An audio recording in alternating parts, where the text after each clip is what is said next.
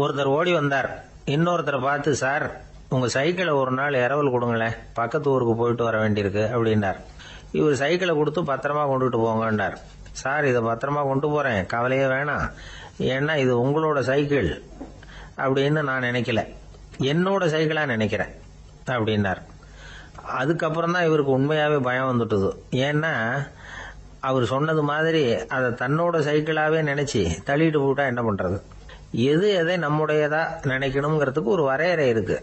சில பேர் ஆபீஸையே வீடா நினைச்சு விடுறது உண்டு. அப்படிப்பட்டவங்க கூட வீட்டை ஆபீஸா நினைக்கிறது இல்லை. ஏன்னா வீட்டில் இவர் ஆபீசரா நடந்துக்க முடியறதில்ல. இதெல்லாம் ஒரு பக்கம் இருக்கட்டும், இப்போ விஷயத்துக்கு வருவோம். பொறியியல் மேதை டாக்டர் விஸ்வேஸ்வரய்யா இருந்தார் இல்லையா, பாரத ரத்னா விருதெல்லாம் கொடுத்தாங்களே. ஆபீஸ் வேலை வேற, சொந்த வேலை வேற அப்படிங்கிறதுக்கு ஒரு உதாரணமா இருந்தவர் அவர். மைசூர் மகாராஜா கிட்ட திவானா இருந்தார். அவர் ஒரு நாள் அரசாங்க வேலை காரணமா வெளியூர் போயிருந்தார். ஹாசன்கிற ஊருக்கு பக்கத்துல ஒரு பயண மாளிகை, அங்க தங்கிவிட்டார். ராத்திரி அங்க தங்கி இருந்துட்டு விடிஞ்சதும் ஊருக்கு திரும்புறதாக திட்டம். ராத்திரி தூங்குறதுக்கு ரொம்ப நேரம் ஆயிட்டுது. ரொம்ப நேரம் வரைக்கும் அரசாங்க சம்பந்தப்பட்ட வேலைகளையே பார்த்துக்கிட்டு இருக்கிறார். அரசாங்க ஃபைல்கள் நிறைய இருந்தது. அதையெல்லாம் ஒவ்வொன்றா எடுத்தார், படிச்சு பார்த்தார், பரிசீலனை பண்ணார். அதில் எழுத வேண்டியதை எழுதினார், கையெழுத்து போட்டார். ஒரு வழியாக அந்த வேலையெல்லாம் முடிஞ்சுது. அதுக்கப்புறம் என்ன பண்ணார்னா, தன்னுடைய சூட்கேஸை திறந்தார். அதிலிருந்து 2 மெழுகுவத்தியை எடுத்து கொளுத்தி வச்சார். அந்த பயண மாளிகையில் அது வரைக்கும் எரிஞ்சுக்கிட்டு இருந்த மின்சார விளக்குகளை அணைச்சுட்டார். அதுக்கு பிறகு அந்த மெழுகுவத்தி வெளிச்சத்தில் சில புத்தகங்களை தொடர்ந்து படிக்க ஆரம்பிச்சிட்டார். அந்த பயண மாளிகையில் பணியாளராக இருந்தவர் இதை பார்த்துட்டு ஓடி வந்தார். மறுபடியும் மின் விளக்க போடுறதுக்காக போனார். விஸ்வேஸ்வரய்யா அதை பார்த்துட்டு போட வேணாம்ட்டாராம். இதுவரைக்கும் நான் அரசாங்க அலுவல்களை கவனிச்சுக்கிட்டு இருந்தேன், அதனால மின் விளக்குகள் அப்போ எரிஞ்சதில் தப்பு இல்லை. இப்போ நான் புத்தகம் படிச்சுக்கிட்டு இருக்கேன், இது என்னுடைய சொந்த வேலை. இங்கே இருக்கிற மின் விளக்கு அதுக்காக ஏன் எரியணும் அப்படின்னு கேட்டாராம். இப்போ இருக்கிற சில அரசு பணியாளர்கள் கிட்ட இந்த சம்பவத்தை பேச்சோட பேச்சா சொல்லி பார்த்தேன். அவங்களால இதை ஜீரணிக்கவே முடியல. நேர்மை தேவைதான் சார், அதுக்காக அவ்வளவு தூரத்துக்கு அது தேவையா அப்படிங்கிறாங்க. விஸ்வேஸ்வரய்யா அப்படி பண்ணினது தான் ஒரு நேர்மையாளர் அப்படின்னு இந்த உலகத்துக்கு நிரூபிக்கணுங்கிறதுக்காக இல்லை. தான் அப்படி நடந்து காட்டினா தன்னை சுற்றி இருக்கிறவங்களும் அதை கேள்விப்படுறவங்களும் முடிஞ்ச அளவுக்கு பொது வாழ்க்கையில் அரசு பணியில் நேர்மையை கடைபிடிக்க முயற்சி பண்ணலாமே அப்படிங்கிறதுக்காகத்தான். இப்பவும் சில பேர் இருக்கிறாங்க, இவங்க ஆபீஸ் வேற வீடு வேறன்னு நினைக்கிறது இல்லை, அவ்வளவு உரிமை. ஒருத்தர் அப்படிதான், அவருக்கு அவசரமா 5000 ரூபாய் தேவைப்பட்டது. ஆபீஸ் பணத்தை எடுத்துக்கிட்டார். அந்த நேரம் பார்த்து ஆடிட் வந்துட்டுது. ஆப்பிட்டுக்கிட்டார். விசாரணை நடக்குது. அவர் சொல்றார், சார் நான் நேரம் காலம் பார்க்காம ஆபீஸில் வேலை செய்வேன், ஏன்னா அதை என்னோட ஆபீஸா நினைக்கிறேன். அவசரத்துக்கு அந்த பணத்தை எடுத்தேன், மறுபடியும் வச்சுடலாம்னு தான் இருந்தேன், அதுக்குள்ள இப்படி ஆயிட்டுது. நீங்க என்ன நினைச்சாலும் சரி, நான் ஆபீஸ் வேற வீடு வேற அப்படின்னு நினைக்கிறது இல்லை, அது என்னோட சுபாவம் அப்படின்னார். விசாரணை பண்ணவர் தீர்ப்பு வழங்கினார். உங்க சுபாவத்துக்கு மதிப்பு கொடுத்து நானும் தீர்ப்பு வழங்குறேன். நீங்க கொஞ்ச நாள் ஜெயிலில் இருந்துட்டு வாங்க, அது உங்களுக்கு கஷ்டமா இருக்காதுன்னு நினைக்கிறேன். ஏன்னா அங்க போனாலும் நீங்க உங்க சுபாவப்படி வீடு வேற ஜெயில் வேறன்னு நினைக்க மாட்டீங்க அப்படின்னா. வயிறு பசிக்குதேங்கிறது சிலரோட கவலை, வயிறு பசிக்க மாட்டேங்குதே அப்படிங்கிறது சில பேரோட கவலை. 2 விதமான கவலைக்கும் வயிறு தான் காரணமா இருக்குது. வயிறு பசிச்சதுன்னா அது இயற்கை, வயிறு பசிக்கலைன்னா அது வியாதி. ஆனா பசியையும் நாம பசிப்பிணி அப்படின்னு தான் சொல்லுவோம். என்ன காரணம்? வியாதியை போக்க வேண்டியது எவ்வளவு முக்கியமோ அதை விட முக்கியம் பசியை போக்க வேண்டியது. ஒரு சமுதாயத்தில் பசிப்பிணியே இருக்கக்கூடாது, அதுதான் நல்ல சமுதாயம். பசியை போக்கணும்னா சாப்பாடு போடணும், பசியின்மையை போகணும்னா வைத்தியம் தான் பண்ணணும். இது சம்பந்தமா எவ்வளவோ ஆராய்ச்சிகள் நடக்குது, நிறைய மருந்து கண்டுபிடிச்சிருக்கிறாங்க. நம்ம உடம்புல பசியை தூண்டக்கூடிய பகுதி எது, இதை முதல்ல தெரிஞ்சுக்கணும் இல்லையா? நாம சாப்பிடுற ஆகாரம் செரிக்கிறதுக்கு எது காரணம் தெரியுமா? நம்ம மூளையோட பின்பகுதி தான் அதுக்கு காரணமா இருக்குதாம். மூளையின் பின்பகுதியில நரம்பு செல்களால் ஆன 2 வகையான ஆரக்சின்கள் தான் பசியை உண்டாக்குது அப்படின்னு கண்டுபிடிச்சிருக்கிறாங்க. 2 ஆய்வாளர்கள் இதை கண்டுபிடிச்சிருக்காங்க. அவங்க 2 பேரும் டெக்சாஸ் பல்கலைக்கழகத்தில் ஹார்வர்டு ஹக்ஸ் மருத்துவ கல்வி நிலையத்தில் பணிபுரிகிறவங்களாம். உண்பது தேவைங்கிறது உணரப்படும் போது மூளையின் அந்த குறிப்பிட்ட பகுதி ஆரக்சின் அப்படிங்கிற ஹார்மோன்களை சுரக்கும். அது பசி உணர்வை தூண்டும் அப்படிங்கிறது தான் அந்த ஆய்வாளர்களின் கண்டுபிடிப்பு.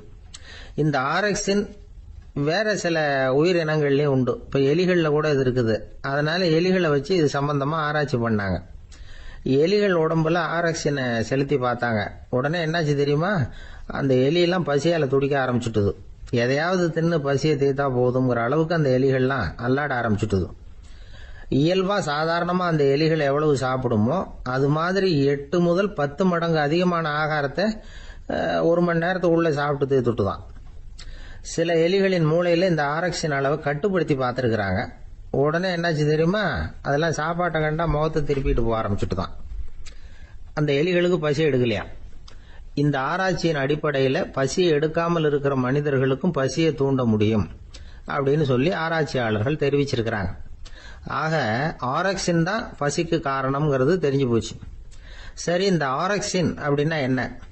அது ஒரு கிரேக்க சொல். அதுக்கு பசின்னு அர்த்தம். நம்ம ஆளுங்களுக்கெல்லாம் பசியை தூண்டுறதுக்கு மருந்து தேவையில்லை, பசியை குறைக்கிறதுக்கு தான் மருந்து தேவை. ஒரு அம்மா டாக்டரை தேடி வந்தாங்களாம். டாக்டர், எங்க வீட்டுக்காரருக்கு திடீர்னு அகோர பசி, நிறைய சமைச்சு போடுறேன், அவ்வளவையும் சாப்பிட்டுட்டு கீழே கிடக்கிற குப்பை கூலங்களையும் எடுத்து சாப்பிட ஆரம்பிச்சுடுறார், என்னன்னு கவனிச்சு பாருங்க அப்படின்னாங்களாம். எவ்வளவு நாளா அப்படி இருக்குதுன்னு கேட்டிருக்காரு டாக்டர். 1 வாரமா அப்படி இருக்குதுன்னாங்களாம். இவ்வளவு நாளா ஏன் சும்மா இருந்தீங்க? ஆரம்பத்திலேயே இங்க அழைச்சிட்டு வர வேண்டியது தானே அப்படின்னாரான் டாக்டர். அது ஒண்ணுமில்ல டாக்டர், வீடு பூரா சுத்தமாகட்டுமேன்னு பாத்துக்கிட்டு இருந்தேன் அப்படின்னாங்களாம் அந்த அம்மா. சங்கீத வித்வான்கள்ல பல வகை உண்டு. சில குறிப்பிட்ட ராகங்களை பாடுறதுல அவங்களுக்கு பெருமை வர்றது உண்டு. ஆனா ஒருத்தர் இருந்தார், அவரால் ஒரு ராகத்துக்கே பெருமை வந்தது. அந்த ராகத்தை அவர் வாசிச்சு கேட்கணும் அப்படின்னு சொல்லுவாங்க. அது என்ன ராகம்னா தோடி ராகம். சரி, அந்த வித்வான் யாருன்னா அவர் தான் திருவாவடுதுறை ராஜரத்னம் பிள்ளை. பேராசிரியர் கல்கி ஒரு சமயம் தம்முடைய பத்திரிகையில எழுதினாராம். அதை அப்படியே படிக்கிறேன் கேளுங்களேன். ஆகா, ஸ்ரீ ராஜரத்னம் பிள்ளையின் தோடி ஆலாபனையை முதலில் கேட்டபோது அவருடைய கற்பனையை விட்டு தள்ளுங்கள். நம்முடைய மனதில் என்னென்ன இன்பமயமான கற்பனைகள் எல்லாம் உதித்தன.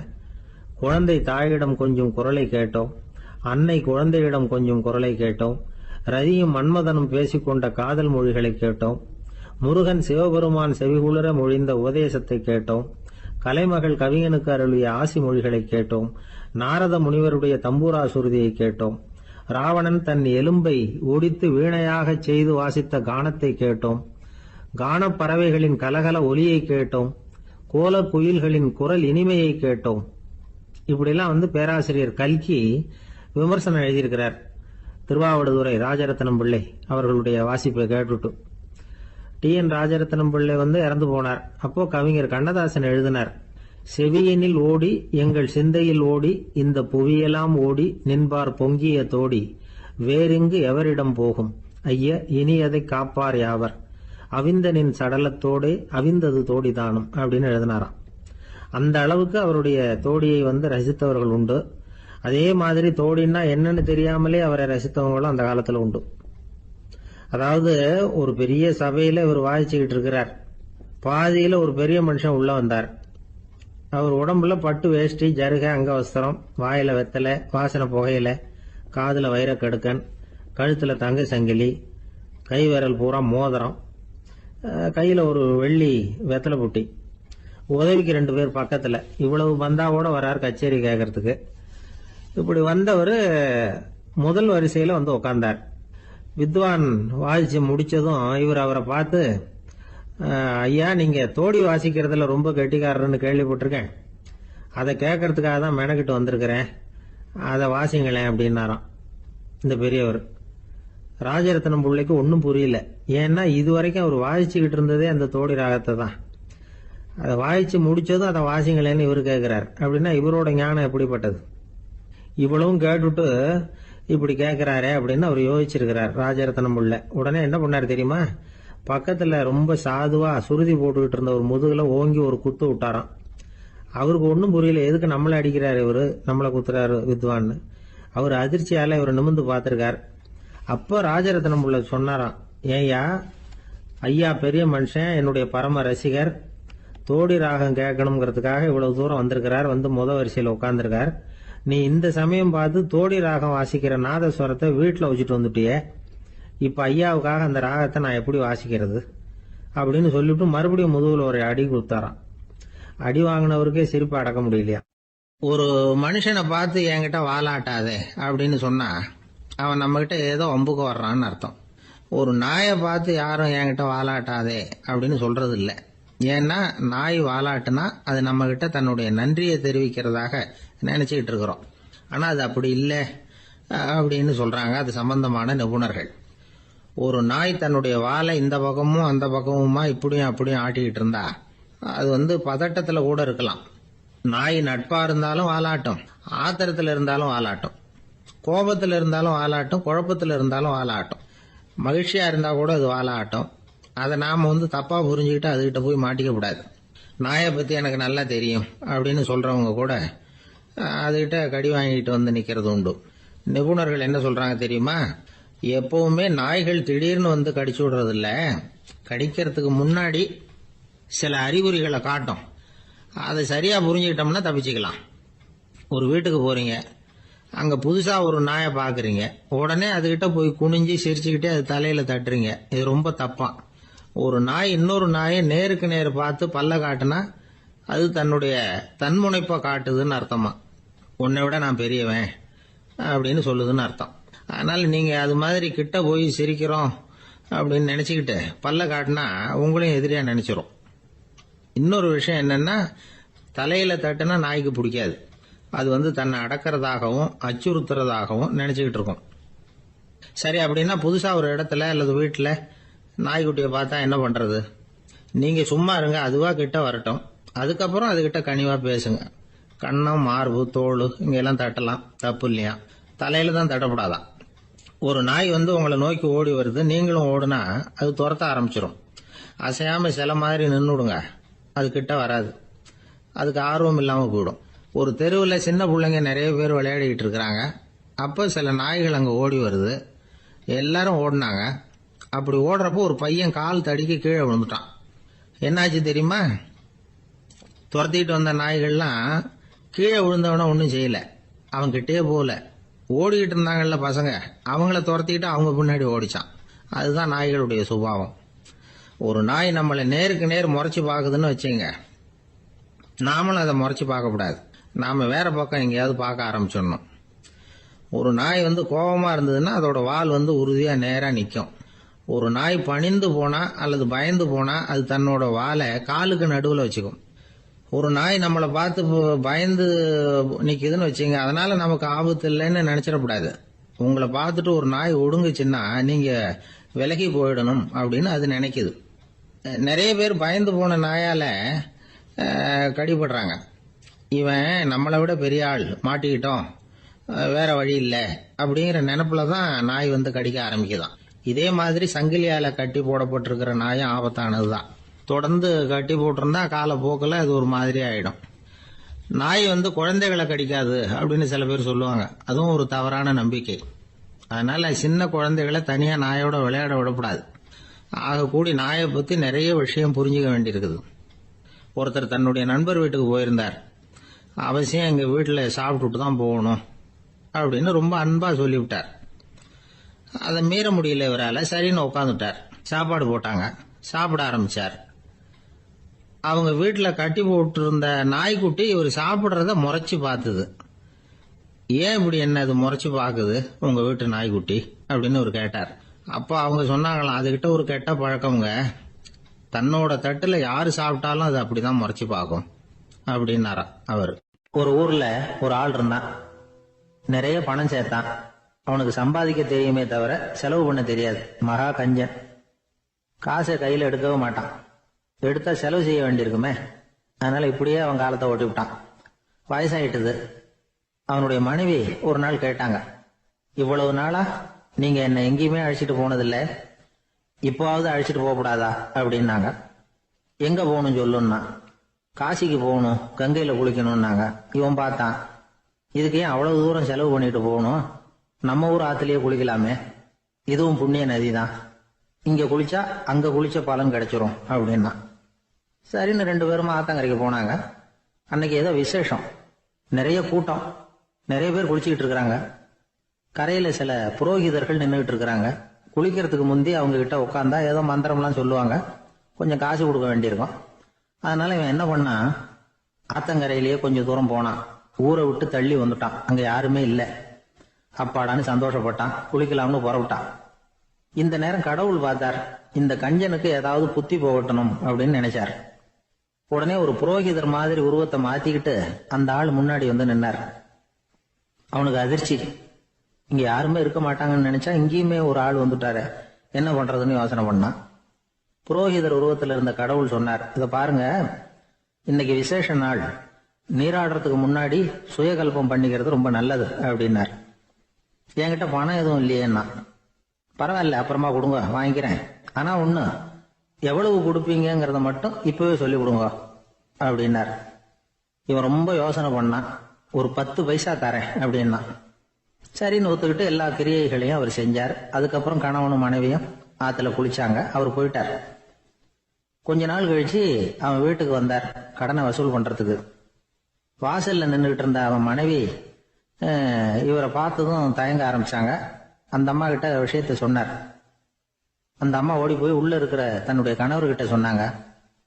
அவன் யோசனை பண்ணான், இப்ப வெளியில போனா அவனுக்கு 10 காசு கொடுக்க வேண்டியிருக்கும், அதனால எனக்கு காய்ச்சல்னு அந்த ஆளுகிட்ட சொல்லிவிடு, இன்னொரு சந்தர்ப்பத்துல என்னை வந்து பார்க்க சொல்லு அப்படின்னா. அந்த அம்மா போய் சொன்னாங்க. அப்படிங்களா, அப்படின்னா அவரை நான் உடனே போய் பார்க்கணுமே அப்படின்னு உள்ள நுழைய ஆரம்பிச்சார். அவங்க மறுபடியும் இருங்க தான் வரேன்னு சொல்லிவிட்டு உள்ள ஓடி விஷயத்த சொன்னாங்க. இது எதுடா வம்பா போச்சு அப்படின்னு பார்த்தான். மனைவியை கிட்டத்துல கூப்பிட்டான், இந்த பாரு, ஜன்னி கண்டு நான் இறந்து போயிட்டதா சொல்லிவிடு அப்படின்னா சொன்னாங்க. புரோகிதர் பார்த்தார். அப்படின்னா ஒரு வழியா இருந்து அவருடைய இறுதி சடங்குகளையும் நானே முடிச்சுட்டு போயிடுறேன் அப்படின்னார். உள்ள இருந்தவன் யோசனை பண்ணான், அந்த ஆள் என்ன விடமாட்டான் போல இருக்கு, அதனால ஒரு சவப்பெட்டியில என்னை வச்சு தூக்கிக்கிட்டு மயானத்துக்கு போங்க பாத்துக்கலாம் அப்படின்னா. புரோகிதரும் விடுற மாதிரி இல்ல, கூடவே நடந்து போயிட்டு இருக்கிறார். அங்க இறக்கி சடங்குகளை முடிச்சுட்டு தீ வைக்கிற நேரம் பொட்டிக்குள்ள இருந்த நம்ம ஆளு அலறி அடிச்சுட்டு வெளியில ஓடி வந்தான். புரோகிதர் உருவத்துல இருந்த கடவுள் சிரிச்சார், தன்னுடைய சுய உருவத்தை காட்டினார். அதுக்கப்புறம் அவனை கூப்பிட்டு, இத பாருப்பா, ஏன் இப்படி அல்லாடுற, ஏதாவது வரம் வேணும்னா கேள் தரேன் அப்படின்னார். அவன் யோசனை பண்ணான், பகவானே, ஒரே ஒரு வரம் தான் உங்ககிட்ட கேட்கணும்னா. என்ன வேணும் கேளுன்னார். அந்த 10 பைசா தட்சணையை தள்ளுபடி பண்ணா போதும் அப்படின்னா. கடவுளும் சரின்னு சொல்லிட்டு போயிட்டார். இப்படி ஒரு கதையை சுவாமி சிவானந்தர் சொல்லியிருக்கிறார். செல்வந்தர்கள் பல பேர் இப்படித்தான் இருக்கிறாங்க, தாங்களும் அனுபவிக்க மாட்டாங்க, அடுத்தவங்களுக்கும் கொடுக்க மாட்டாங்க. இது மாதிரியான கஞ்சர்களுக்கு இந்த உலகம் இல்லை அந்த உலகம் இல்லைங்கிறார் அவர். இந்த கதையில கடவுள் கடன் வசூலுக்கு வந்தது மாதிரி நம்ம ஊர் ஆள் ஒருத்தன் இன்னொருத்தர்கிட்ட 10 பைசா கடன் கொடுத்துட்டான். திருப்பி வாங்கறதுக்கு நடையா நடக்கிறான். கடைசியா கேட்டான், நீ எப்பதான் கடனை திருப்பி தரப்போற, அதை முடிவா சொல்லுன்னா. வர்ற வியாழக்கிழமை கண்டிப்பா கொடுத்துருவேன் அப்படின்னானா அவன். அன்னைக்கு நான் ஊர்ல இருக்க மாட்டேனே அப்படின்னானா இவன். அதனால என்ன, நானும் தான் அன்னைக்கு ஊர்ல இருக்க மாட்டேன் அப்படின்னா. ஒரு ஊர்ல 4 நண்பர்கள் இருந்தாங்க. 4 பேரும் சோம்பேறிகள். 4 பேருக்கும் எந்த வேலையும் செய்யறதுக்கு உடம்பு வளையறது இல்லை. இருந்தாலும் சோம்பேறித்தனத்துல ஒருத்தருக்கு ஒருத்தர் கொஞ்சம் வித்தியாசம் உண்டு. அதுக்கு தகுந்த மாதிரி அவங்களுக்கு பேர் அமைஞ்சு போச்சு. ஒருத்தன் கால் சோம்பேறி, இன்னொருத்தன் அரை சோம்பேறி, அடுத்தவன் முக்கால் சோம்பேறி, கடைசி ஆளு முழு சோம்பேறி. இவங்க 4 பேரும் நண்பர்கள். அப்புறம் எப்படி காரியம் நடக்கும்? 4 பேரும் ஒரு வீதியில அப்படியே நடந்து போய்கிட்டு இருக்கிறாங்க. நல்ல பசி, எங்கேயாவது சோறு போடுவாங்களா அப்படின்னு பார்த்துக்கிட்டே வந்தாங்க. அவங்க வந்த வழியில ஒரு 1 ரூபாய் காசு கிடந்தது தரையில. அவங்க கண்ணுல அது பட்டுது. ஆனாலும் அது குனிஞ்சு எடுக்கணுமே, அதுக்கு சோம்பேறித்தனம். முழு சோம்பேறி பார்த்தான். பக்கத்துல வந்துகிட்டு இருந்த முக்கால் சோம்பேறி கிட்ட சொன்னானா, டேய் அதை கொஞ்சம் குனிஞ்சு எடுறா அப்படின்னானா. அவன் என்ன பண்ணான் தெரியுமா, அதுக்கு அடுத்தபடியா வந்த அரை சோம்பேறி கிட்ட சொன்னானா, டேய் நீ அதை கொஞ்சம் குனிஞ்சு எடுறா அப்படின்னானா. அவன் இவனை விட மோசம், அடுத்தவங்க கிட்ட சொல்லியிருக்கிறான். அவனும் குனியறதுக்கு தயாரா இல்லை. ஆக கூடி கடைசியில யாருமே காசை எடுக்கல. என்னத்துக்கு அனாவசியமா உடம்ப வளைச்சிக்கணும் அப்படின்னு எல்லாரும் பேசாம வந்துட்டாங்க. அவங்க பாட்டுக்கு நடந்து வந்துகிட்டே இருக்கிறாங்க. எதிரில் ஒருத்தன் வாழைப்பழத்தை வண்டியில வச்சு தள்ளிட்டே வந்தான். ரூபாய்க்கு 4 பழம்னு கூவி வித்துக்கிட்டே வர்றான். இப்ப அந்த முழு சோம்பேறி சொன்னானா, டேய் வழியில கிடந்தது 1 ரூபா, அதையாவது எடுத்துக்கிட்டு வந்திருந்தா இப்போ இந்த பழத்தை வாங்கி ஆளுக்கு ஒன்று சாப்பிடலாமே அப்படின்னானா. ஆமாம் சாப்பிட்ருக்கலாமே அப்படின்னாங்களாம் மற்றவங்களும். ஆனாலும் திரும்பி போய் அதை எடுக்கணும்னு யாருக்கும் தோணலை. பேசாமல் சோர்ந்து போய் நடந்து வந்தாங்களாம். இருட்டி போச்சு. வழியில் ஒரு கோவில். சரி இங்கேயே படுத்து தூங்குவோம் அப்படின்னா ஒருத்தன். அதுதான் சரின்னாங்க மற்றவங்களும். அப்படியே மண்டபத்தில் படுத்துட்டாங்க. கோவில் அர்ச்சகர் வேலையெல்லாம் முடிச்சு விட்டு வெளியில் வந்திருக்காரு. இவங்கள பார்த்தாராம். ஏன் இப்படி சோர்ந்து போய் கிடக்குறீங்க அப்படின்னு விசாரிச்சிருக்காரு. 2 நாளாச்சுங்க நாங்கள் சாப்பிட்டு அப்படின்னாங்களாம். அவர் உடனே ஐயோ பாவம் அப்படின்னு சொல்லி பானை, விறகு, அரிசி, தண்ணி எல்லாம் கொடுத்து நீங்களே சமையல் பண்ணி சாப்பிட்டுக்குங்க அப்படின்னு சொல்லிவிட்டு போயிட்டார். இந்த 4 பேருக்கும் சமையல் பண்ணி சாப்பிடணும்னு ஆசையாக தான் இருந்தது. ஆனால் அடுப்பு பற்ற வைக்கணுமே, அதுக்கு தீப்பெட்டி வேணுமே. தீப்பெட்டி இல்லை. இப்போ முழு சோம்பேறி ஆரம்பிச்சான். அடுத்தவனை பார்த்து டேய் கடைக்கு போய் ஒரு தீப்பெட்டி வாங்கிட்டு வாயேன் அப்படின்னு அவன் வழக்கம் போல அடுத்தவங்க கிட்ட சொல்லியிருக்கான். அவன் அதுக்கு அடுத்தவங்க கிட்ட சொல்லியிருக்கிறான். கடைசியா கால் சோம்பேறி கிட்ட வந்து சேர்ந்தது. அவனும் அது நம்மால முடியாது அப்படின்னு பேசாம இருந்துட்டான். இப்ப தீப்பெட்டி வேணுமே, அதுக்கு என்ன பண்றது? அவங்களுக்குள்ள பேசி ஒரு முடிவுக்கு வந்தாங்களாம். அதாவது யாரு முதல்ல வாயை திறந்து பேசுறாங்களோ அவங்க தான் தீப்பெட்டி வாங்கறதுக்கு போகணும் அப்படின்னு. அவ்வளவுதான். உடனே 4 பேரும் வாயை கெட்டியா மூடிக்கிட்டு படுத்துக்கிட்டாங்க. அவங்க சமையல் பண்ணி சாப்பிட்டாங்களா என்ன அப்படிங்கிறது அர்ச்சகருக்கு தெரியல. சரி பார்த்துட்டு வரலாமேன்னு வந்தார். வந்து பார்க்குறாரு, இவங்க 4 பேரும் அசையாம படுத்து கிடக்குறாங்க.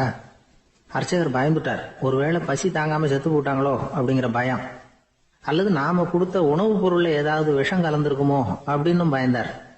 அப்படின்னா நம்ம மேல பழி வந்துருமே அப்படின்னு நினைச்சு நடுங்க ஆரம்பிச்சுட்டார். அப்புறம் அவரும் ஒரு முடிவுக்கு வந்தாராம்.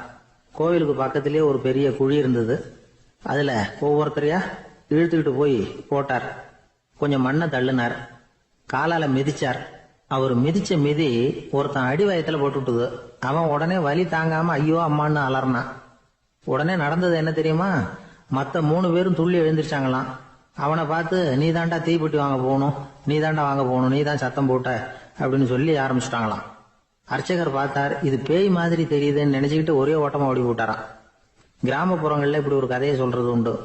சோம்பல்ங்கிறது நம்ம முன்னேற்றத்துக்கு பெரிய தடை அப்படிங்கறத நாம புரிஞ்சுக்கணும். அதுதான் இந்த கதை சொல்ற நீதி. ஒரு பள்ளிக்கூடத்துல ஒரு புதுமையான போட்டி நடந்துதான். அதாவது சோம்பேறித்தனத்துக்கு பரிசு. அதுல 2வது பரிசு யாருக்குன்னு அறிவிச்சாங்க. ஒரு பையன் எழுந்திருச்சு மெதுவா நடந்து போய் பரிசை வாங்கிட்டான். அடுத்தது முதல் பரிசு யாருக்கு அப்படின்னு அறிவிச்சாங்களாம். அவன் கடைசி வரிசையில இருந்து கத்தனானா, ஐயா அதையும் அந்த பையன் மூலமாவே கொடுத்து அனுப்பி வச்சிருங்க, இங்க வந்தது நான் வாங்கிக்கிறேன் அப்படின்னா. ஒரு ஊர்ல ஒரு ராஜா இருந்தார். அவரு ஒரு நாள் காலையில அரண்மனையில மேல் மாடத்துல வந்து நின்றுகிட்டு இருந்தார்.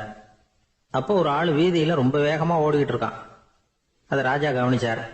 அவன் மனசுல ஏதோ ஒரு தவிப்பு இருக்குங்கிறத புரிஞ்சுக்கிட்டார்.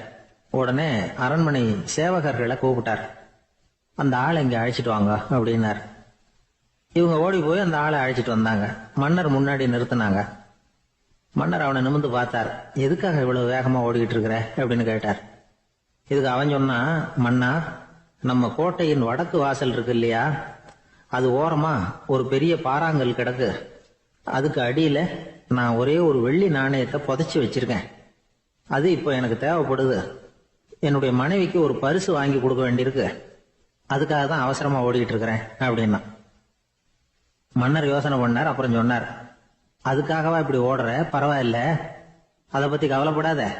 நான் உனக்கு 10 வெள்ளி காசுகள் தர்றேன், வாங்கிட்டு திரும்பி போ அப்படின்னார். இவன் தலையை சொரிஞ்சான். மன்னா நீங்க கொடுக்கறத ரொம்பவும் மகிழ்ச்சியோட வாங்கிக்கிறேன். இருந்தாலும் அதுக்கப்புறம் அந்த வடக்கு வாசலுக்கு போய் அங்க இருக்கிற ஒரு நாணயத்தையும் எடுத்துக்கிட்டு போயிடுறேனே அப்படின்னா. இத பாருப்பா, அந்த ஒரு நாணயத்தை மறந்துடு, உனக்கு 100 வெள்ளி நாணயங்கள் தரேன் இருக்கார். மன்னா ரொம்ப மகிழ்ச்சி, உங்க மாதிரி தாராள குணம் வேற யாருக்கும் வராது. நீங்க கொடுக்கற 100 நாணயங்களையும் வாங்கிக்கிறேன். இருந்தாலும் வடக்கு வாசலுக்கு போய் அதையும் எடுத்துக்கிட்டா 101 ஆயிடுமே அப்படின்னானா. இத பாருப்பா, அந்த ஒரு நாணயத்தை மறந்துடு, அது எக்கேடாவது கெட்டு போகட்டும். நான் உனக்கு 100 பொற்காசுகள் தரேன், அதையாவது வாங்கிட்டு வந்த வழியிலேயே திரும்பி போடுன்னாராம். தங்க நாணயங்களே தரேன்னு சொல்றீங்க, தாராளமா வாங்கிக்கிறேன். இருந்தாலும் வடக்கு வாசலுக்கு போய் அப்படின்னு மறுபடியும் ஆரம்பிச்சான். அரசர் வந்து பொறுமை இழந்துட்டார். கடைசியா ஒரு முடிவுக்கு வந்துட்டார். இத பாருப்பா, உனக்கு என்னுடைய ராஜ்யத்திலேயே பாதியை கொடுத்துடுறேன், அப்படியாவது திருப்தியா திரும்பி போ அப்படின்னாராம். மன்னா, உங்களுடைய பெருந்தன்மைக்கு ஈடு இணையே கிடையாது.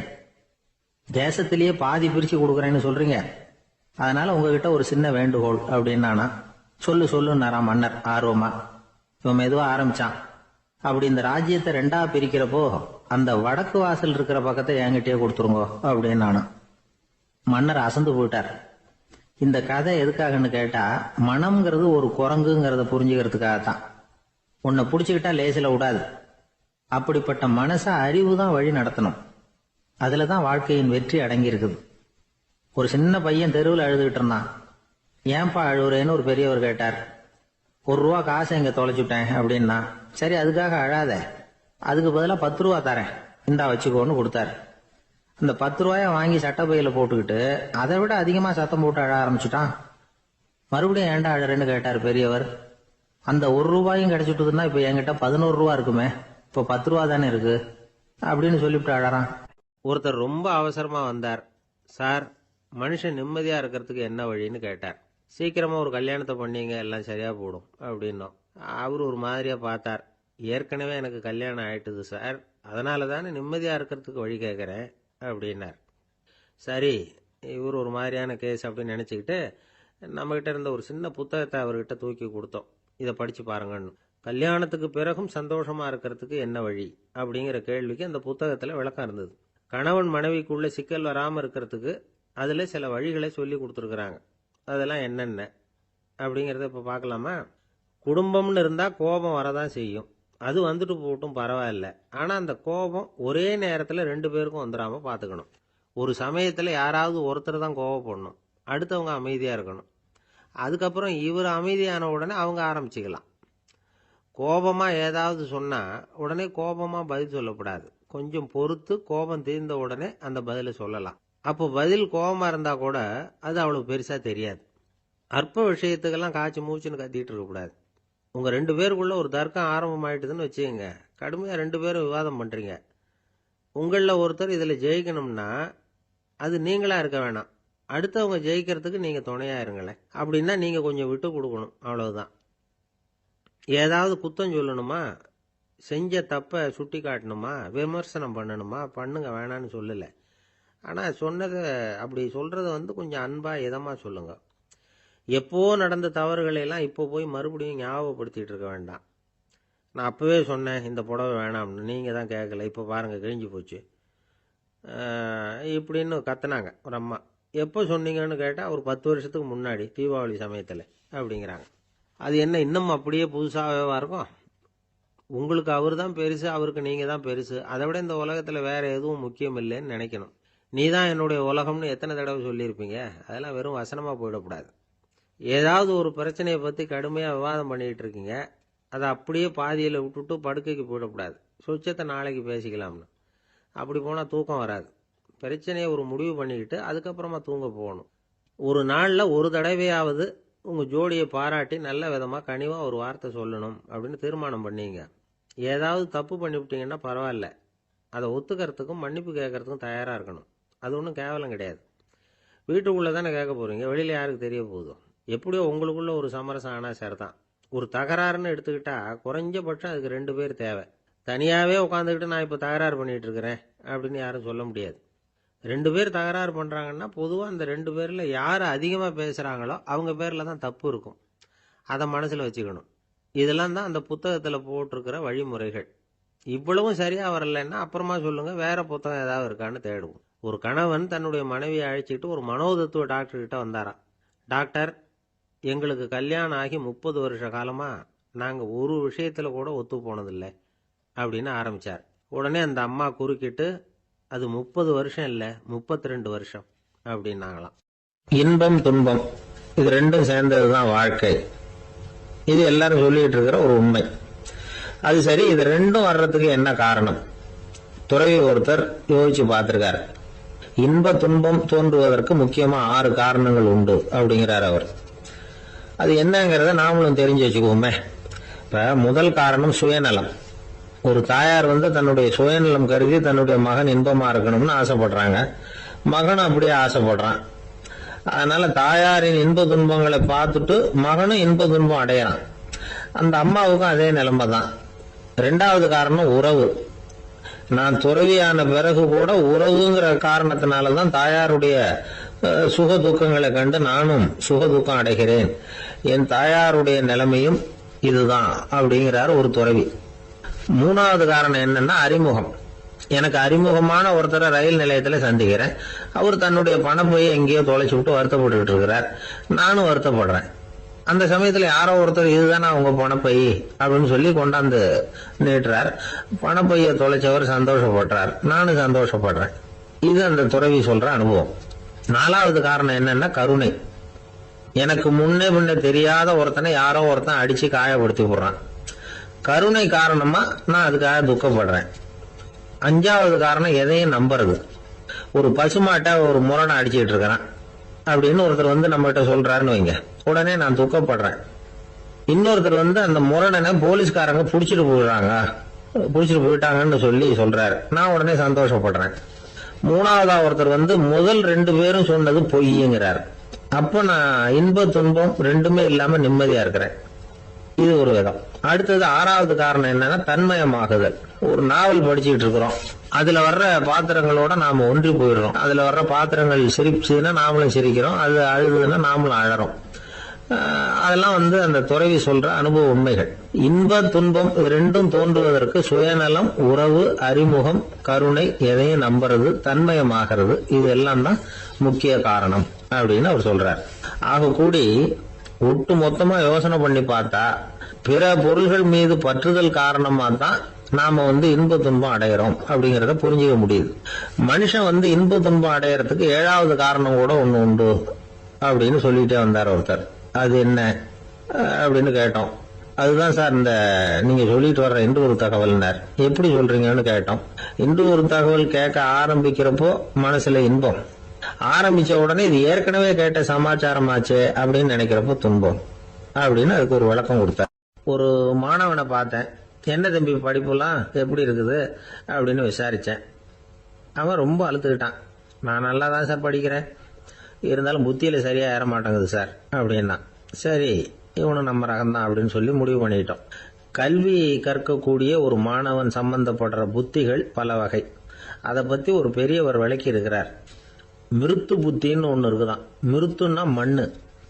மண்ணால வந்து செவுறு கட்டுறோம்ல, மண் சுவரில் வந்து ஆணி அடிக்கிறதும் சுலபம், அதை பிடுங்கி எடுக்கிறதும் சுலபம்.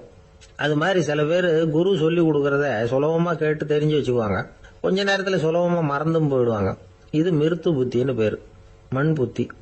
தாரு புத்தின்னு ஒண்ணு உண்டான். தாருன்னா மரம். அதுல பச்சை மரத்துல வந்து ஆணி அடிக்கிறது சுலபம், ஆனா அது எடுக்கிறது கஷ்டம். அது மாதிரி ஆசிரியர்கிட்ட இருந்து கேட்டதை கவனமா மனசுல பதிய வச்சுக்கிட்டு அதை மறக்காம இருக்கிறது தாரு புத்தி. பட்டை மரமா இருந்தா அதுல ஆணி அடிக்கிறதும் கஷ்டம், அடிக்கிற ஆணியும் சீக்கிரம் நழுவிடும். அது மாதிரி கேட்கிற விஷயம் மனசுல பதியறதும் கஷ்டம். அப்படியே பதிஞ்சாலும் அது நீடிச்சு இருக்கிறதும் கஷ்டம், கொஞ்ச காலத்துல மறந்துடும். இன்னொரு வகை புத்தி ஒண்ணு உண்டு, அதுக்கு பேரு சிலா புத்தின்னு பேரு. சிலான்னா கல்லு. ஒரு கருங்கல்லுல 4 துளைய போட்டு ஒரு துளையில வந்து உளிய வச்சு அடிச்சா மற்ற துளை வழியாவும் பிளந்து கல்லு 2 ஆயிடும். அது மாதிரி சந்தியான இடங்கள்ல குறிப்பா ஒரு பொருளை சொன்னா அதை வச்சுக்கிட்டு மற்றதையும் தெரிஞ்சுக்கிறது, அது சிலா புத்தின்னு பேர். வேணு புத்தின்னா என்ன தெரியுமா? வேணுன்னா மூங்கில். மூங்கில் கணுவுல ஒரு பக்கம் உளிய வச்சு அடிச்சா 2 பக்கமும் பிளந்துரும். அது மாதிரி ஒரு செய்தியை கேட்டுக்கிட்டு இருக்கிறப்பவே அதோட முன்பின் தொடர்களையும் தெரிஞ்சுக்கணும், அது வேணு புத்தி. தைல புத்தின்னு ஒண்ணு உண்டு. தைலம்ங்கிறது எண்ணெய். தண்ணியில ஒரு துளி எண்ணெயை விட்டா அது தண்ணி பூரா பரவி போடுதுல்ல, அது இப்படி பரவுறது மாதிரி ஆசிரியர் சுருக்கமா ஒரு கருத்தை சொன்னா அதை வச்சுக்கிட்டு பூரா விஷயங்களையும் தெரிஞ்சுக்கணும், அது தைல புத்தி. கற்பூர புத்தின்னு ஒண்ணு கேள்விப்பட்டிருக்கோம். அது எப்படின்னா, கற்பூரம் வந்து தீ பட்ட உடனே பிடிச்சிக்கும். ஆசிரியர் சொன்ன உடனே நுண்ணறிவோட பாடங்களை புரிஞ்சுக்கிறது இந்த வகை புத்தி. கரி புத்தின்னு ஒண்ணு. அது எப்படின்னா, கரியில நெருப்பை வச்சு விசிறிய பிறகு அதுக்கப்புறம் அது கறி நெருப்பாகும். அது மாதிரி காலம்பரை சாயந்தர வேலைகள்ல ஆசிரியர் வந்து பாடம் சொல்லி கொடுப்பார், அதை கொண்டு புரிஞ்சுக்கிறது இந்த வகை. கதலித்தண்டு புத்தின்னு ஒன்று சொல்லுவாங்க. கதலிங்கிறது வாழை மரம். வாழைத்தண்டுல தீ வைக்கிறது எவ்வளவு சிரமமோ அவ்வளவு சிரமத்தோட கல்வி கற்கிறது கதலித்தண்டு புத்தி. இதை தவிர இன்னும் சில வகையான மாணவர்களை கூட அடையாளம் காட்டுறாங்க. ஆசிரியர் சொன்னதுல நல்லதை மட்டும் எடுத்துக்கிறவன் அன்னம். ஆசிரியர் கிடைச்ச இடத்துல பாடத்தை கேட்டுக்கிட்டு பிறகு தனியா உட்காந்து சிந்திக்கிறவன் பசு. பசுமாடு அப்படித்தானே, புல்லு கண்ட இடத்துல மேயும், அதுக்கப்புறம் நிதானமா அசை போட்டுக்கும். ஆசிரியர் சொன்னதை தவிர வேற எதையும் சொல்ல முடியாதவன் கிளி. பல இடங்கள்ல பாடங்கள் கேட்டு கடைசியில் ஒன்றும் புரியாம போறவன் ஆடு. ஆடு ஒரு செடியில வயிறார மேயாது, ஒரே செடியில இக்கரைக்கு அக்கறை பச்சைன்னா அங்கேயும் இங்கேயும் அலைஞ்சிக்கிட்டே இருக்கும். சில பேருக்கு எருமைன்னு பேர். எருமை எப்படின்னா குளத்து நீரை கலக்கி தான் குடிக்கும். அது மாதிரி ஆசிரியர் மனசை நோக செய்து பயில்கிற மாணவர்கள்லாம் இந்த ரகம். இவ்வளவுலாம் இருந்தாலும் இந்த காலத்து மாணவர்கள்லாம் ஒரு தனி ரகம். ஒரு ஆசிரியர் வகுப்புல பாடம் நடத்திக்கிட்டு இருந்தார். இலக்கண வகுப்பு. இறந்த காலம், நிகழ்காலம், எதிர்காலம், past tense, present tense, future tense, இதை பத்திலாம் பாடம் நடத்துறார். எல்லாம் சொல்லி கொடுத்துட்டு இப்ப நான் ஒரு வாக்கியம் சொல்லுவேன், அது என்ன காலம் அப்படிங்கறத நீங்க சொல்லணும்னார் ஆசிரியர். சரி, நாங்க மாணவர்கள்லாம், நான் நாளைக்கும் பாடம் நடத்த போகிறேன், இது என்ன காலம் அப்படின்னு கேட்டார் ஆசிரியர். அதாவது நான் நாளைக்கும் பாடம் நடத்த போகிறேன், இந்த வாக்கியம் என்ன காலம்னு கேட்டார். ஒரு பையன் மெதுவா எழுந்திரிச்சு சொன்னான், இது எங்க போதாத காலம் சார் அப்படின்னு சொல்லிவிட்டு உட்காந்துட்டானா. சில பேரை இப்படி சொல்றது உண்டு. அடுத்தவங்களை அனுசரிச்சு நடந்துக்க தெரியல, அவன் என்ன சார் மனுஷன் அப்படிம்பாங்க. சக மனிதர்களோட எப்படி பழகிறது அப்படின்னு தெரியாததுனாலேயே பல பேர் இன்னைக்கு சங்கடப்பட்டுக்கிட்டு இருக்கிறாங்க. வசதி வாய்ப்பெல்லாம் சரியா இருக்கும், ஆனா வாழ்க்கை சரியா இருக்காது. இன்னொருத்தர்கிட்ட எப்படி பேசுறது பழகிறதுங்கிறது தெரியாததுனால தான் இந்த அவஸ்தை. சரி, இந்த அவஸ்தை இல்லாம வாழறது எப்படி? இதுக்கு அனுபவசாலிகள் சில வழிமுறைகளை சொல்றாங்க. அதெல்லாம் என்னென்னங்கிறத இப்ப தெரிஞ்சுக்குவோம். முதல்ல நம்ம நாக்கு நம்ம கண்ட்ரோல்ல இருக்கணும். வார்த்தைகளை கொட்டிவிட்டு அதுக்கப்புறம் அள்ள முடியாம கடந்து கஷ்டப்படக்கூடாது. எப்படி பேசுறோங்கிறதும் முக்கியம், பேசுறப்ப எப்படி முகத்தை வச்சிருக்கிறோங்கிறதும் முக்கியம். அன்பா பேசினாலும் நல்லா இருக்கும். அப்படி பேசுறப்ப ஆதரவா அவர் தோள் மேல ஒரு கையை போட்டுக்கிட்டு பேசினா இன்னமும் நல்லா இருக்கும். ரெண்டாவது விஷயம், இன்னொருத்தர்கிட்ட பேசுறப்ப வாக்குறுதிகளை அள்ளி வீசக்கூடாது. கொடுக்கற வாக்குறுதி குறைச்சலா இருக்கணும். அப்படி கொடுத்த வாக்குறுதியை கண்டிப்பா நிறைவேற்றணும். நாம ஒருத்தரை பாராட்டுறோம் அல்லது அவரை பத்தி அபிப்பிராயம் சொல்றோம்னா அது ஆக்கப்பூர்வமா இருக்கணும். நம்ம பாராட்டு அல்லது விமர்சனம் அடுத்தவருடைய முன்னேற்றத்துக்கு உதவுறது மாதிரி இருக்கணும். நாம சொல்றதை கேட்டுட்டு அவன் தலையில கையை வச்சுட்டு உட்காந்துடக்கூடாது. எப்பவும் உற்சாகமா இருக்கணும், முகம் மலர்ச்சியா இருக்கணும். மனுஷன் இருந்தா வருத்தம், கவலை, ஏமாற்றம் எல்லாம் இருக்கதான் செய்யும். அதெல்லாம் மனசுல இருக்கட்டும். அந்த வருத்தமும் கவலையும் ஏமாற்றமும் சேர்ந்துகிட்டு நம்ம முகத்துல இருக்கிற மலர்ச்சியை மூடி மறைக்கிறதுக்கு நாம இடம் கொடுத்துடக்கூடாது. எந்த விஷயத்தை பத்தி யாருகிட்ட பேசினாலும் வெளிப்படையா பேசணும், திறந்த மனசோட பேசணும். மூடி மறைச்சி முன்னு மூழ்கிட்டு இருக்கக்கூடாது. இன்னொருத்தர்கிட்ட பேசுறப்போ விவாதம் பண்ணுங்க, அது தப்பு இல்லை. ஆனா வாதாடிக்கிட்டு இருக்கக்கூடாது. அதாவது என்ன சொல்றாங்கன்னா, டிஸ்கஸ் பண்ணலாம், ஆர்கியூ பண்ணக்கூடாதான். நம்ம கிட்ட இருக்கிற நல்ல குணங்களை நாம எடுத்து சொல்லிட்டு இருக்கக்கூடாது. அந்த நல்ல குணங்களே நம்மளை பத்தி எடுத்து சொல்லணும், அது மாதிரி நடந்துக்கணும்.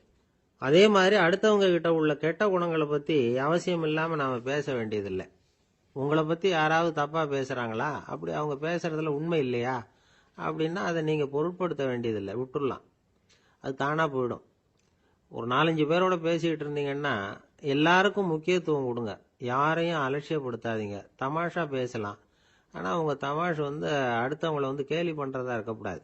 நமக்கு கிடைக்க வேண்டியது கிடைக்கலையே அப்படிங்கிற தவிப்பு நம்ம கிட்ட இருக்கக்கூடாது, அது தேவையில்லை. உங்க செயல்பாடுகள் தெளிவா இருக்கட்டும், பாராட்டு தானா உங்களை தேடிட்டு வரும். இன்னொரு மனுஷனுடைய மனசுல கௌரவமான ஒரு இடத்த பிடிக்கணும்னா நாம இந்த குணத்தை எல்லாம் நம்ம கிட்ட வளர்த்துக்கணும். இதெல்லாம் அனுபவசாலிகள் சொல்லி இருக்கிற குறிப்புகள். இந்த குறிப்புகளை சரியா புரிஞ்சுக்கணும், அது முக்கியம். தப்பா புரிஞ்சுக்கிட்டா என்ன ஆகும் தெரியுமா? இதை கேளுங்க. ஒருத்தர் வந்தார், சார் அடுத்தவங்க தோள் மேல கையை போட்டுக்கிட்டு அன்பா பேசணும்னு சொன்னீங்க, அப்படிதான் பேசினேன். அவரு முதுக கூட தட்டி கொடுத்தேன், என் வேலை போயிட்டுது சார், வீட்டுக்கு அனுப்பிச்சுட்டாங்க அப்படின்னார். யாருக்கிட்ட அப்படி பேசுனீங்கன்னு கேட்டோம். என் முதலாளி கிட்ட சார் அப்படிங்கிறார் ரொம்ப சோகமா. ஒரு ஊர்ல ஒரு பெரிய செல்வந்தர் இருந்தார். பணத்துக்கு பஞ்சம் இல்லை. அதனால இந்த உலகத்துல முடியாத காரியம் எதுவும் இல்லைன்னு நினைச்சார். பணம் இருந்தாலே அந்த நினைப்பு தானா வந்துடும். அதனால இவரும் அப்படி நினைச்சதுல ஒன்றும் தப்பு இல்லை. அந்த ஊருக்கு குருநானக் ஒரு தடவை வந்தார். அவருக்கு இந்த செல்வந்தர் ரொம்ப பிரமாதமா ஒரு வரவேற்பு கொடுத்தார். ஊர் எல்லையிலேயே எங்க வீட்டுக்கு விருந்து சாப்பிட்டுட்டு போகணும்னு கேட்டுக்கிட்டார். அவரும் சரின்னு ஒத்துக்கிட்டார். உடனே தன்னுடைய பங்களாவில் ஒரு பெரிய விருந்துக்கு ஏற்பாடு பண்ணார். குருநானக் அழைச்சிட்டு வீட்டுக்கு போனார், உட்கார வச்சார். ஐயா, நான் இந்த ஊர்லயே ரொம்ப பெரிய வசதி உள்ளவன், என்னால எல்லாம் முடியும், உங்களுக்காக நான் என்ன செய்யணும்னு சொல்லுங்க, எதுவா இருந்தாலும் பரவாயில்ல, எவ்வளவு செலவானாலும் பரவாயில்ல, என்னால செய்ய முடியும், என்ன செய்யணும்னு சொல்லுங்க, அது போதும், நான் செய்யறேன் அப்படின்னு நான் ரொம்ப பணிவா. இதை கேட்டதும் குருநானக் சிந்திச்சார் கொஞ்ச நேரம். அதுக்கப்புறம் தன்னோட சட்ட பைக்குள்ள கையை விட்டு ஒரு பழைய ஊசி ஒன்று எடுத்தார். அந்த செல்வந்தர்கிட்ட கொடுத்தார். இதை பாருங்க, இவ்வளவு தூரம் நீங்க கேட்கறதுனால சொல்றேன், எனக்கு நீங்க செய்ய வேண்டிய உதவி இதுதான்னார். ஊசிய கையில வாங்கிக்கிட்டு இதை என்ன செய்யணும் சொல்லுங்க அப்படின்னார் அவரு. நீங்க செய்ய வேண்டியது என்னன்னா, இந்த ஊசிய பத்திரமா வச்சிருக்கணும். நாம 2 பேரும் இறந்து போனதுக்கு பின்னாடி இன்னொரு உலகத்துல நாம சந்திக்கக்கூடிய வாய்ப்பு இருக்குது. அப்ப இந்த ஊசியை என்கிட்ட கொண்டாந்து கொடுக்கணும். இதுதான் நீங்க எனக்காக செய்ய வேண்டிய உதவி அப்படின்னார் குருநானக் லேசா சிரிச்சுக்கிட்டே. இதை கேட்ட உடனே இந்த பெரியவர் முழிக்க ஆரம்பிச்சிட்டார். அது எப்படிங்க, நான் சாகிறப்ப எப்படி இந்த ஊசியை எடுத்துக்கிட்டு இன்னொரு உலகத்துக்கு வர முடியும்னார். ஊசி மாதிரி ஒரு சின்ன பொருளை கூட இந்த உலகத்தை விட்டு நாம போறப்ப எடுத்துட்டு போக முடியாதுங்கிறப்போ உங்களோட செல்வத்தையெல்லாம் எப்படி அங்க எடுத்துட்டு வர போறீங்க அப்படின்னு கேட்டார் குருநானக். அதுக்கப்புறம் தான் அந்த பெரியவர் யோசிக்க ஆரம்பிச்சாராம். குருநானக் சொல்றார், இதை பாருங்க, நாம செய்யற நல்லது கெட்டது தான் கடைசி வரைக்கும் நம்ம கூட இருக்கும்.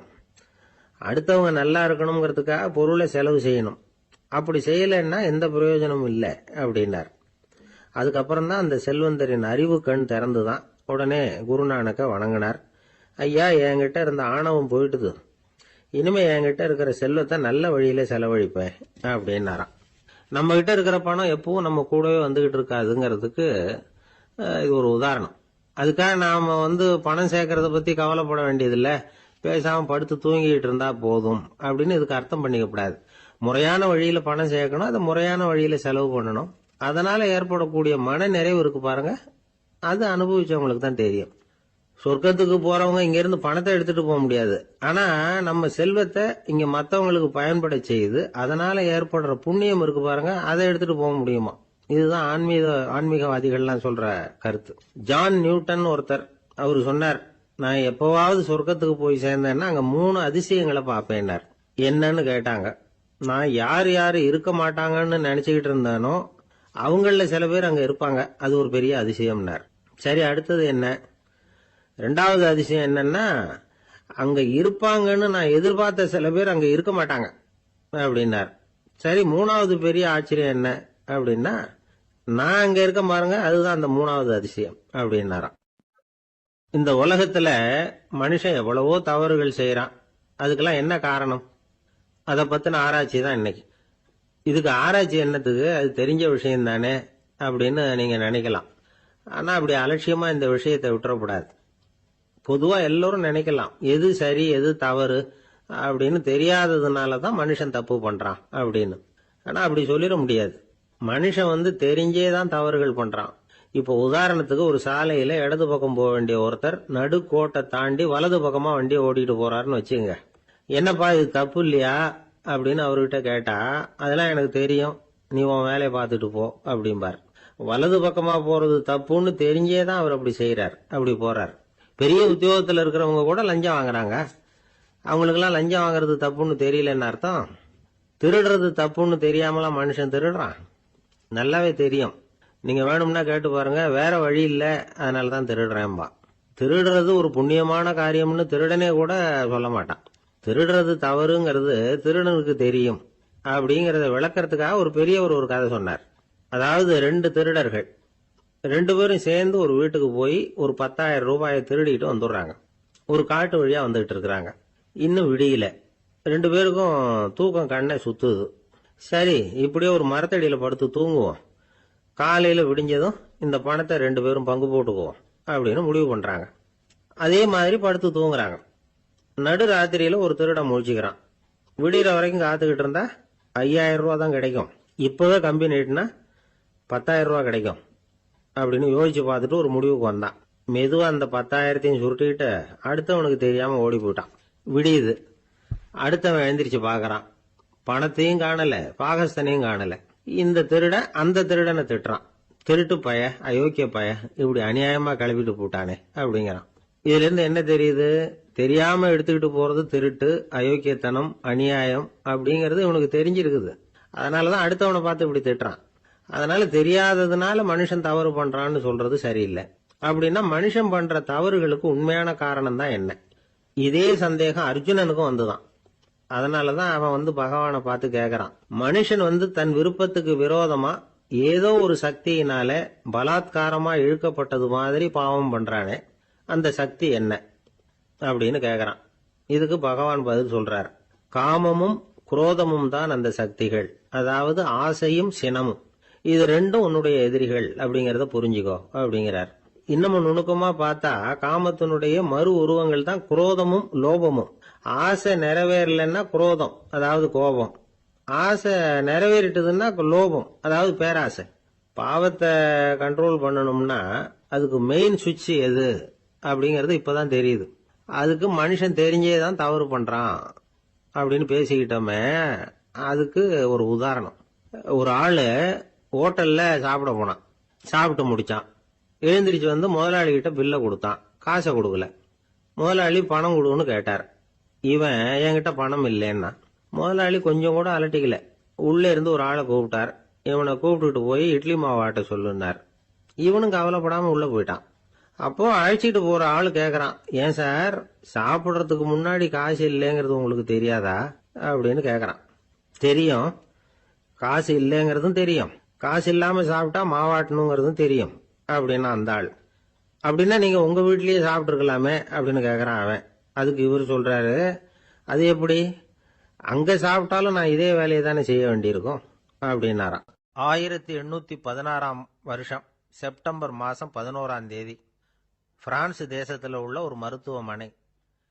அங்க ஒரு இளம் டாக்டர் கொஞ்ச நாளைக்கு முன்னாடி தான் அந்த ஆஸ்பத்திரியில புதுசா வேலைக்கு சேர்ந்திருக்கிறார். அவரு பேரு ரெனே லெனக். அவரு அன்னைக்கு காலையில அந்த மருத்துவமனையில அப்படியே ரவுண்ட்ஸ் வந்துகிட்டு இருக்கிறார். வார்டுல ஒரு படுக்கையில ஒரு இளம் பெண் படுத்திருக்கிறா. அந்த பொண்ணுக்கு இருதய நோயா இருக்கலாம்ங்கிறது மற்ற டாக்டர்கள் சந்தேகம். அந்த காலத்துல எல்லாம் ஒருத்தருடைய இருதய துடிப்பை தெரிஞ்சுக்கணும்னா நோயாளியின் மார்புல டாக்டர் காதை வச்சு பார்த்து தான் தெரிஞ்சுக்கிறது வழக்கம். ஆனா இந்த பெண்ணும் இளம் பெண், அந்த டாக்டரும் புதுசா சேர்ந்திருக்கிறவர். அதனால பரிசோதனை பண்ண தயங்கினார். கொஞ்ச நேரம் யோசனை பண்ணார். திடீர்னு ஒரு ஞாபகம் வந்தது அவருக்கு. அதாவது அன்னைக்கு விடியற் காலையில தோட்டத்தில் அப்படியே வாக்கிங் போயிட்டு இருந்தப்போ சின்ன பசங்கள்லாம் ஒரு மரக்கட்டையை வச்சு விளையாடிட்டு இருந்தாங்களாம். அதை இவர் பார்த்துருக்கிறார். அது என்ன விளையாட்டுனா, ஒரு நீளமான மரப்பலகை, அதில் ஒரு முனையில் ஒரு பையன் தன்னுடைய காதை வச்சுக்கிட்டு இருக்கிறான். மறுமுனையில் இன்னொரு பையன் அந்த மரப்பலகையை ஒரு ஆணியால் கீறிக்கிட்டு இருக்கிறான். ஒரு முனையில் ஆணியால் கீறும் பொழுது மறுமுனையில் காதை வச்சிருக்கிற பையனுக்கு அந்த சத்தம் துல்லியமாக கேட்குது. அந்த டாக்டருக்கு காலையில் பார்த்த இந்த விளையாட்டு ஞாபகத்துக்கு வந்துட்டுது. உடனே என்ன பண்ணார் தெரியுமா? ஒரு நீளமான காகிதத்தை எடுத்தார். அதை அப்படியே உருளை மாதிரி உருட்டினார். ஒரு முனையை அந்த நோயாளியின் மார்புல இடது பக்கம் வச்சார். இன்னொரு முனையில தன்னுடைய காதை வச்சார். என்ன ஆச்சரியம்! நோயாளியின் மார்புல நேரடியா காதை வச்சு கேட்கறத விட துல்லியமா கேட்டது இதய துடிப்பு. இதய துடிப்பு மட்டும் இல்ல, மூச்சு இழுத்து விடுறது, திரவ பொருள்களின் அசைவு, எல்லா சத்தமும் தெளிவா கேட்குது. கிரேக்க மொழியில ஸ்டெத்தாஸ் அப்படின்னா மார்பு, ஸ்கோப்பின் அப்படின்னா பார்ப்பதுன்னு அர்த்தம். அதனால டாக்டர் ரெனே லெனக் தான் கண்டுபிடிச்ச கருவிக்கு ஸ்டெத்தஸ்கோப் அப்படின்னு பேர் வச்சார். அவரே முதல் மாடலையும் செஞ்சார். அளவு ரொம்ப பெருசா இருந்தது, சுலபமா எடுத்துட்டு போகிறது கஷ்டம். அது அவ்வளவு கஷ்டமா இருந்தது அது. அதனால அவரே அதை அப்புறம் 2 பிரிவா தயார் பண்ணார். இது 2 துண்டையும் டாக்டர் தன்னோட கோட்டு பாக்கெட்ல வச்சுக்கலாம், தேவைப்படுறப்ப எடுத்து ஒன்னா சேர்த்துக்கலாம். இப்படிதான் அவர் ஆரம்பத்தில் பண்ணார். தன்னுடைய இந்த கண்டுபிடிப்பை பத்தி அவர் ஒரு புத்தகம் எழுதினார். நிறைய வித்துது, புகழும் பணமும் சேர்ந்தது. பணமும் புகழும் சேர்ந்தது மாதிரியே அவருக்கு ஒரு நோயும் சேர்ந்தது. அது என்ன நோயின்னு கண்டுபிடிக்கிறதுக்கும் அவரு கண்டுபிடிச்ச கருவி தான் உபயோகப்பட்டுதான். அவரே அதை கண்டுபிடிச்சார். அவருக்கு வந்திருந்தது காச நோய். 1826 வருஷம் ஆகஸ்ட் மாதம் 13ஆம் தேதி உலகத்தின் முதல் ஸ்டெதஸ்கோப்பை கண்டுபிடிச்ச டாக்டர் ரெனே லெனக் காலமானார். அவர் சாகிறதுக்கு முன்னாடி மரத்தால் செஞ்சு வச்சிருந்த ஸ்டெதஸ்கோப்பை தனக்கு வேண்டியப்பட்ட ஒரு டாக்டர் கிட்ட கொடுத்து, என்னுடைய சொத்துக்கள்லேயே ரொம்ப வசந்தது அப்படின்னு சொன்னாராம். அதுக்கப்புறம் 3 வெள்ளைக்காரங்க சேர்ந்து இந்த கருவியில் சில மாற்றங்களை பண்ணாங்க. ஆனால் 1829 லண்டனில் டாக்டர் நிக்கோலஸ்ங்கிறவர் ஒரு காதால இதய துடிப்பை கேட்கறத விட டாக்டர் 2 காதாலையும் கேட்கறது தான் சரியா இருக்கும் அப்படின்னு ஒரு கருத்தை வெளியிட்டார். அதுக்கப்புறம் ரொம்ப காலம் கழிச்சு 1852 ஜார்ஜ் காமான் அப்படிங்கிறவர் ரப்பர் டியூப்களை உபயோகப்படுத்தி 2 காதாலையும் கேட்கற மாதிரி ஒரு புதிய வடிவத்தை அதுக்கு கொடுத்தார். அதுக்கு பிறகு அது படிப்படியா எவ்வளவோ மாற்றங்கள் இருந்தாலும் ஆரம்பத்தில் டாக்டர் ரெனே லெனக் உருவாக்கின அடிப்படை மாடலை யாரும் மாற்றி அமைக்கலைங்கிறது தான் முக்கியமான விஷயம். நமக்கு தெரிஞ்ச ஒரு ஆஸ்பத்திரி, அதில் ஒரு நோயாளி, காலை நேரத்தில் நர்ஸு அந்த பக்கமாக போயிட்டு இருந்தாங்க. அதை பார்த்துட்டு ஒரு நர்ஸுன்னு கத்துறார். நர்ஸ் அவசரமாக ஓடி வந்து என்ன விஷயம்னு கேட்டாங்க. சிஸ்டர், இங்கே பாருங்க, உங்கள் டாக்டரை என் நெஞ்சில் ஒரு காதை வச்சு கேட்டுக்கிட்டு இருக்கிறார் அப்படின்னார் நோயாளி. சிஸ்டர் பதட்டப்படாம, அதனால என்ன, இந்த டாக்டர் பழமையான விஷயங்கள்ல ரொம்ப நம்பிக்கை உள்ளவர், அதனால ஸ்டெதாஸ்கோப்பை உபயோகப்படுத்தாம காதை வச்சு கேட்கிறார், அது ஒன்றும் தப்பு இல்லை அப்படின்னாங்களாம். ஐயோ, அதுக்காக இல்லை சிஸ்டர், இவர் என் நெஞ்சு மேல தலையை வச்சது நேற்று ராத்திரி 9 மணி, இப்ப விடிஞ்சு போச்சு, இன்னமும் தலையை எடுக்கவே இல்லை, அதுக்காக தான் சந்தேகப்பட்டு உங்களை கூப்பிடுறேன் அப்படி. அரேபிய நாடு, அங்க ஒரு ஆட்சி தலைவர், அரேபிய நாட்டு ஆட்சி பொறுப்பை ஏத்துக்கிட்டவர். அவர் ஆட்சி பொறுப்பை ஏத்துக்கிட்ட பிறகு ஒரு நாள் ஒரு தெருவில் நடந்து போய்கிட்டு இருந்தார். அவர் தோள்ல ஒரு பெரிய துணி மூட்டை, அதை சுமந்துக்கிட்டு கடத்தெருவை நோக்கி அவர் போய்கிட்டு இருக்கிறார். வழியில அவரை சந்திச்சார் உமர். அவர் கேட்டார், கலீஃபா அவர்களே, எங்க புறப்பட்டுட்டீங்க அப்படின்னு கேட்டார். கலீஃபான்னா ஆட்சி தலைவர்னு அர்த்தம். இதுக்கு அவர் சொன்னார், நான் துணி வணிகம் செய்யறவன், அதனால துணி வியாபாரம் செய்யறதுக்காக போயிட்டு இருக்கிறேன்னார். நீங்க இப்போ இந்த நாட்டுக்கு ஆட்சி தலைவர், ஆட்சி பொறுப்புல இருக்கிறீங்க, நீங்க வியாபாரம் செய்ய போட்டா அரசு பணிகளை செய்யறது யாரு அப்படின்னு கேட்டார் அவர். நான் அரசு பணிகளை மட்டுமே செஞ்சுக்கிட்டு இருந்தா என் குடும்பத்தை காப்பாத்துறது யாரு அப்படின்னு கேட்டார் அவர். இப்படி கேட்டவர் யார் தெரியுமா? அவர் தான் அபூபக்கர், இறை தூதர் முகமது அவர்களுக்கு பிறகு கலீஃபாவாக தேர்ந்தெடுக்கப்பட்டவர். அப்போலாம் ஆட்சி தலைவர்களுக்கு சம்பளம்னு எதுவும் கிடையாது. இந்த பிரச்சனையை எப்படி தீர்க்கிறதுன்னு யோசனை பண்ணார் உமர். அபு உபைதா அவர்கள்கிட்ட அழைச்சிட்டு போனார். அவர் யாருன்னா, அவர் தான் பொது நிதி கருவூலத்தின் பொறுப்பாளர். அவர்கிட்ட பிரச்சனையை சொன்னார். இது மாதிரி ஆட்சி தலைவருக்கு பொது நிதியிலிருந்து ஊதியம் அளிக்க முடியுமான்னு கேட்டார். பொது நிதி விதிகளின்படி அதுக்கு சாத்தியம் இல்லைன்னு சொல்லிவிட்டாரு அவரு. சரி, வேற ஏதாவது வழி இருக்குதான்னு கேட்டார் உமர்.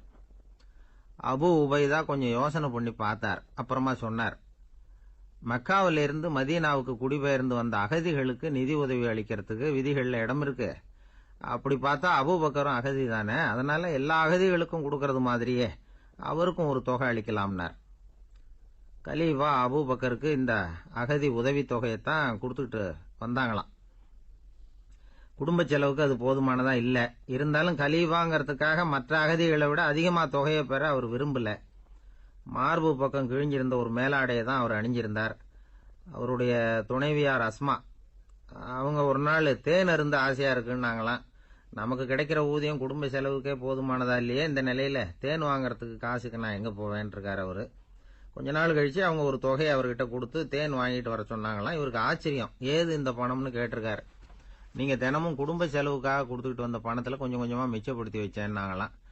அபூபக்கர் அந்த பணத்தை எடுத்துக்கிட்டு நேரா பொது நிதி கருவூல பொறுப்பாளர்கிட்ட போனார். இந்த பணத்தை பொது நிதியில சேர்த்துருங்க, இது அதிகப்படியா எனக்கு தரப்பட்டு வந்த ஊதியம், அடுத்த மாசத்துல இருந்து இந்த தொகையை குறைச்சுங்கன்னு வேற சொல்லிவிட்டாராம். பசியை தணிக்க தேவையான அளவு உணவு, ஒரு ஜோடி உடை, இதை தவிர கூடுதலா மக்கள் பொது நிதியிலிருந்து வாங்கிக்கிறதுக்கு என் குடும்பத்தாருக்கு உரிமை இல்லை அப்படின்னு சொல்லி கண்டிப்பா சொல்லிவிட்டாராம். அவர் வாங்கிட்டு வந்த இந்த குறைந்த ஊதியம் கூட அவர் மனசை உறுத்திக்கிட்டே இருந்தது.